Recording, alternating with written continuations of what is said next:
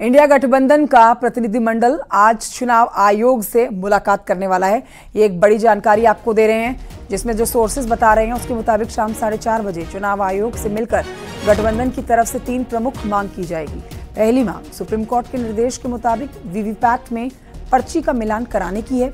दूसरी मांग postal ballot की काउंटिंग कराने की है। तीसरी मांग राउंड के बाद प्रत्याशियों को डेटा बताए जाने की है। सबकी संतुष्टि के बाद ही अगले राउंड की काउंटिंग शुरू की जाने की ये मांग इंडिया गठबंधन की है, जो आज चुनाव आयोग से मुलाकात करके अपनी ये मांगे रखेगा। शिवोम हमारे सहयोगी और जानकारी देने वाले हैं। शिवोम, ये मुलाकात कितने बजे होनी है और क्या एग्जैक्ट मांग कर रहा है इंडिया गठबंधन 4 जून को नतीजों के लिए? तो हमारे सहयोगी से हम संपर्क करेंगे, लेकिन उससे पहले ये जानकारी ले लीजिए। ये विक्ट्री शो करता हुआ इंडिया गठबंधन जिनके खिलाफ आ रहे हैं एग्जिट पोल में नतीजे, अब ये एग्जिट पोल के नतीजे अगर एग्जैक्ट साबित हो जाते हैं तो बड़ी चिंता यहां विपक्ष के लिए हो जाएगी। लेकिन उससे पहले जो जानकारी मिल रही है, आज ही डेलीगेशन पहुंचने वाला है इलेक्शन कमीशन। शाम 4:30 बजे का समय है जब चुनाव आयोग से मुलाकात की जानी है इंडिया गठबंधन की तरफ से, और 3 प्रमुख मांगे रखी जानी है। वही 3 प्रमुख मांगे अपने सहयोगी से हम जानेंगे विस्तार से कि आखिर क्या है वो 3 प्रमुख मांगे इलेक्शन कमीशन से मुलाकात करने के लिए। शिवोम हमें जानकारी देंगे, फोन लाइन पर मौजूद है। शिवोम, 3 प्रमुख मांगे कौन सी होने वाली है इंडिया गठबंधन की इलेक्शन कमीशन से मुलाकात के दौरान, विस्तार से बताइए। देखिए, इस पूरे चुनाव में इंडिया गठबंधन इलेक्शन कमीशन का जो रोल रहा है उसको लेकर लगातार हमलावर रहा है। चुनाव इंडिया गठबंधन का ये कहना था कि लेवल प्लेइंग फील्ड नहीं है, लगातार समय मांगे। कल इंडिया गठबंधन की जब बैठक हुई उसके बाद कांग्रेस अध्यक्ष खड़गे ने कहा कि आज शाम 4:30 बजे का समय मिला है, इस दौरान इंडिया गठबंधन इलेक्शन कमीशन जाएगा और 3 बड़ी और महत्वपूर्ण मांगे हैं। एक तो सुप्रीम कोर्ट ने जो निर्देश जारी किए हैं उस अनुसार वीवीपैट का मिलान हो। सुप्रीम कोर्ट ने ये भी कहा था कि 43 दिन तक ईवीएम सुरक्षित रखी जाए। दूसरी बड़ी मांग इंडिया गठबंधन ये कर रहा है कि जो पोस्टल बैलेट होते हैं उनकी काउंटिंग ईवीएम से पहले हो। अभी आमतौर पर पोस्टल बैलेट की जो काउंटिंग होती है वो ईवीएम काउंटिंग के बाद होती है, लेकिन अभी इंडिया गठबंधन का ये मानना है कि पोस्टल बैलेट की काउंटिंग पहले होनी चाहिए। तीसरी और बड़ी मांग ये है कि जब एक राउंड की मतगणना समाप्त हो जाए तो सभी प्रत्याशियों को डेटा सार्वजनिक किया जाए, उनको बताया जाए, और जब किसी को भी कोई आशंका ना रहे उसके बाद ही अगले राउंड की काउंटिंग शुरू हो। हालांकि अभी तक ये प्रक्रिया नहीं होती है, सबको डेटा दिया जाता है, लेकिन सभी से ये नहीं पूछा जाता कि आप संतुष्ट हैं या नहीं। इंडिया गठबंधन ये 3 प्रमुख मांगे कर रहा है कि सुप्रीम कोर्ट के निर्देशानुसार वीवीपैट का मिलान हो। दूसरी बड़ी मांग है पोस्टल बैलेट की काउंटिंग पहले हो। शिवम, इस डेलीगेशन में कौन कौन शामिल होने वाला है? देखिए, इंडिया गठबंधन के जितने भी दल है, सपा, आरजेडी, कांग्रेस और आम आदमी पार्टी, इन सभी के प्रतिनिधिमंडल शाम 4:30 बजे इलेक्शन कमीशन जाएंगे और अपनी वहां पर 3 जो बड़ी मांग है। तो नतीजों से पहले ये इंडिया गठबंधन की एक मांग, जिसके लिए आज शाम 4:30 बजे मुलाकात होनी है इलेक्शन कमीशन में जाके, इस पर हमारे सहयोगी शिवोम जानकारी दे रहे थे। शिवोम, बहुत शुक्रिया आपका जानकारी देने के लिए।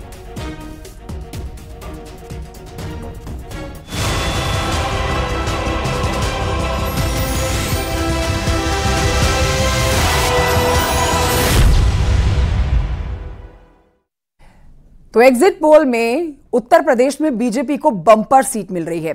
एनडीए को 2009 से ज्यादा सीटें मिलने का अनुमान एग्जिट पोल में दिखाया जा रहा है। बीजेपी को यूपी में 68 सीटें मिलने का अनुमान है, तो वहीं 68 से 71 सीटें बीजेपी के खाते में जा सकती है।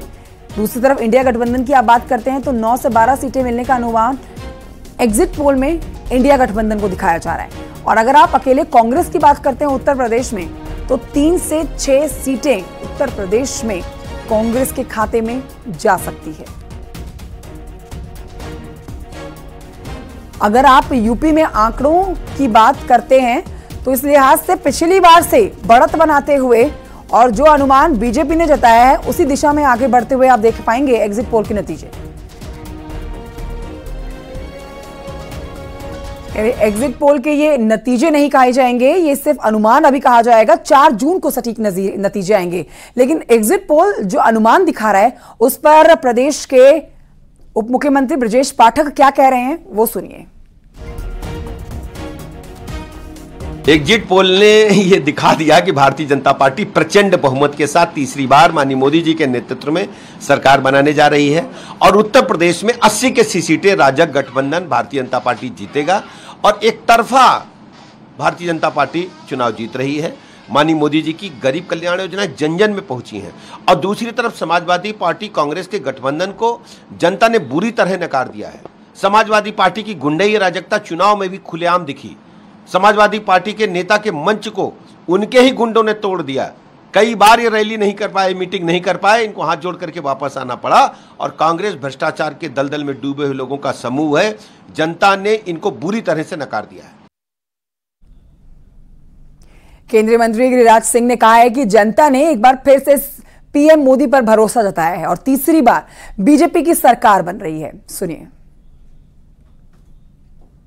नरेंद्र मोदी के प्रति जो आस्था और विश्वास देश की जनता ने व्यक्त की है, उनके गारंटी के प्रति ये दर्शाता है कि विपक्ष की साख अब देश में नहीं बचा है। जिस पार्टी को लोग उत्तर भारत की पार्टी कहते थे, आज दक्षिण भारत में अपना प्रदर्शन, पुरजोर प्रदर्शन नरेंद्र मोदी का हुआ है। पूरे देश में एक नरेंद्र मोदी सब पर भारी। वहीं कांग्रेस नेता उदित राज ने एग्जिट पोल के आंकड़ों को गलत बताया है।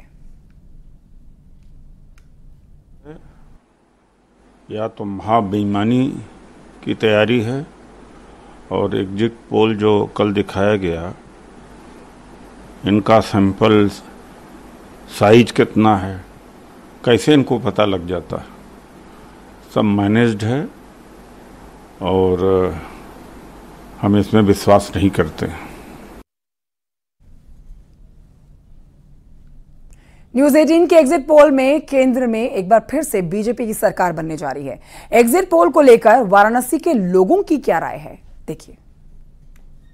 न्यूज 18 का सबसे बड़ा एग्जिट पोल साइंटिफिक सर्वे जो हुआ है पूरे एग्जिट पोल पर, वो नतीजे आ गए हैं और उस पर एनडीए की सरकार बनते दिख रही है।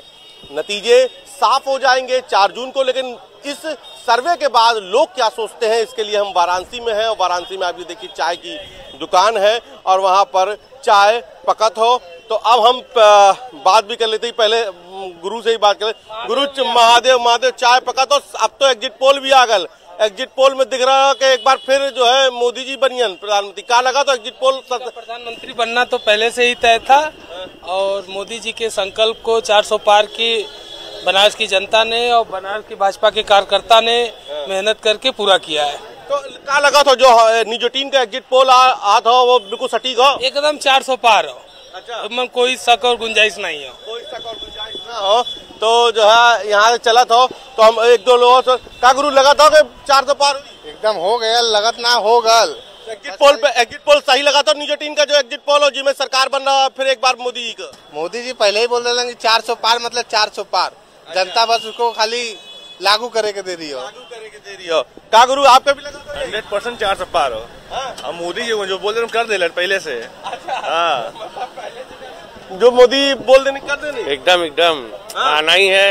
यहाँ के सांसद है तो यहाँ तो 400 पार होना ही होना है। गुरु क्या लगता है आपको? अब तो जो है एग्जिट पोल भी आ गए। न्यूज 18 के एग्जिट पोल में एनडीए की सरकार फिर बनते दिख रही है। प्रधानमंत्री फिर एक बार प्रधानमंत्री बन। हाँ, फिर वही मोदी सरकार बनने जा रही है। बहुत उम्मीद है पब्लिक को कि कुछ और जो नए जो डेवलपमेंट्स होंगे, इंफ्रास्ट्रक्चर से लेकर ग्रीन एनर्जी तक जो लेकर के जो है सब जो है काफ़ी जो है अच्छे डिसीजंस होंगे और देश जो है काफ़ी जो है तरक्की करेगा जो है। आपको लगता है कि जो एनडीए का जो सरकार बनते न्यूज 18 के एग्जिट पोल में हमारे यहाँ जो एग्जिट पोल हुआ है उस पर सरकार बनते दिख रही है, तो क्या लगता है 4 जून को यही एग्जिट पोल ही एक्यूरेट पोल होगा?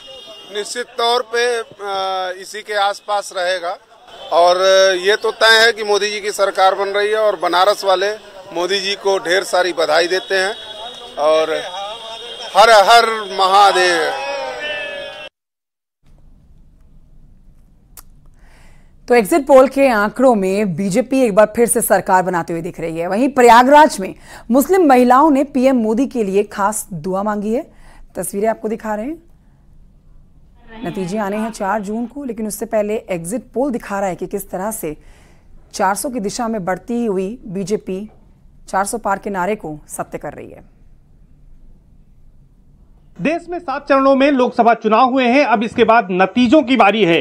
हालांकि तमाम एग्जिट पोल जो आए हैं उसमें बीजेपी की सरकार बनती दिख रही है, लेकिन संगम नगरी प्रयागराज में बुर्का नशी जो मुस्लिम महिलाएं हैं वो पीएम मोदी तीसरी बार देश के प्रधानमंत्री बने, इसके लिए विशेष नमाज अदा कर रही हैं और इसके साथ ही साथ दुआएं मांगी जा रही हैं। हमारे साथ कुछ मुस्लिम बहनें हैं जो कि पीएम मोदी को तीसरी बार प्रधानमंत्री के रूप में देखना चाहती हैं।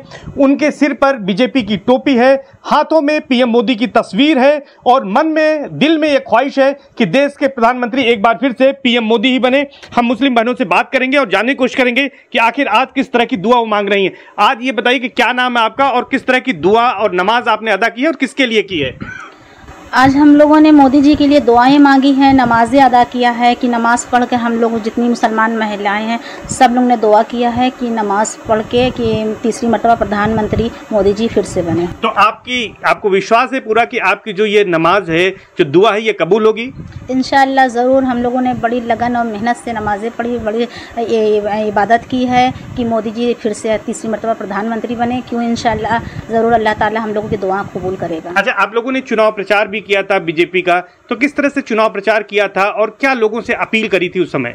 हम लोगों ने प्रचार में मेहंदी लगाए थे, अपने हाथों में मेहंदी लगा के घर में हर घर में गए थे, वहाँ दिखाया था कि देखिए हम लोगों ने मेहंदी लगाया है और आप लोग भी जो है जितनी मुसलमान महिलाएं हैं सब मोदी जी को सपोर्ट करें और जो है फिर से मोदी जी बने। आज किस तरह से दुआ आप लोगों ने यहाँ पर किसके लिए की है और क्या कामना की जा रही है यहाँ पर? मेरा नाम यास्मीन खान है और हम लोग सब लोग मिलकर मोदी जी के लिए दुआ किए हैं कि मोदी सरकार फिर से आए। हम लोग चाहते हैं कि वो आके फिर से इससे अच्छा और ज़्यादा काम करें। अच्छा, क्या वजह है कि फिर से आप चाहती हैं कि मोदी जी की सरकार देश में बने और एक बार फिर से वो प्राइम मिनिस्टर बने? हम लोग इसलिए चाहते हैं क्योंकि मोदी सरकार ने बहुत सारी योजनाएं निकाली हैं, हम महिलाओं को सुरक्षा दी है, 3 तलाक से आज़ाद कराया है। किस तरह से दुआ आप लोग कर रही हैं, किसके लिए, और हाथ में तस्वीर किसकी है? जी, हमारा नाम सेबा बेगम है। ये मोदी जी की तस्वीर हम लिए हुए हाथ में, उनके लिए हम लोग दुआ कर रहे हैं कि वो तीसरी बार फिर आए और प्रधानमंत्री बने। जी हाँ।